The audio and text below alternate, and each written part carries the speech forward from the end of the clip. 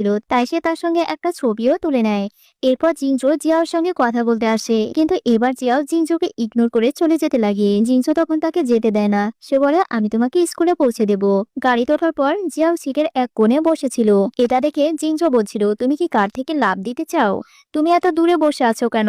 Xiao তখন জিনজোর দিকে এগিয়ে আসে, আর জিনজো তখনই জিয়াওকে একটা কিস করে বসে।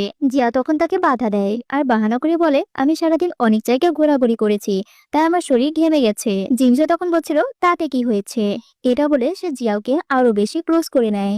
এরপর জিয়াও রাতে জিনজোকে এসএমএস দিয়ে ঘুমিয়ে পড়ে। কিন্তু সকালে জিনজো যখন জিয়াওকে কল দেয় তাকে আর পায় না। তখন সে জিয়াওয়ের খোঁজ নেওয়ার জন্য তার বাসায় চলে আসে। এসে দেখে জিয়াও ভীষণ অসুস্থ।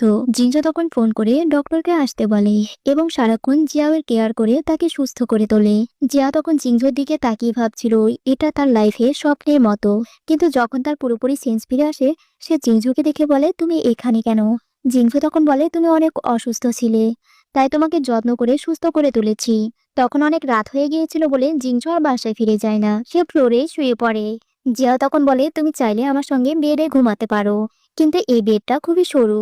জিনজো তখন বলছিল, বেডটা যেহেতু অনেকটাই সরু, তাই তোমার সঙ্গে শুতে হলে তোমাকে জড়িয়ে ধরে শুইতে হবে। জিনজো সত্যি বেডে এসে জিয়াওকে জড়িয়ে ঘুমিয়ে পড়ে। পরদিন সকালে জিনজো জিয়ার জন্য ব্রেকফাস্ট তৈরি করে আনে, কারণ জিয়াওয়ের শরীরটা তো খুব একটা ভালো নেই। জিনজো জিয়াওয়ের উপর এত কেয়ার করছে দেখে সে ভাবে, আর কিছুদিন পরই তো আমাদের 2 মাসের কন্ট্রাক্ট শেষ হয়ে যাবে। এসব ভেবে সে জিনজোর থেকে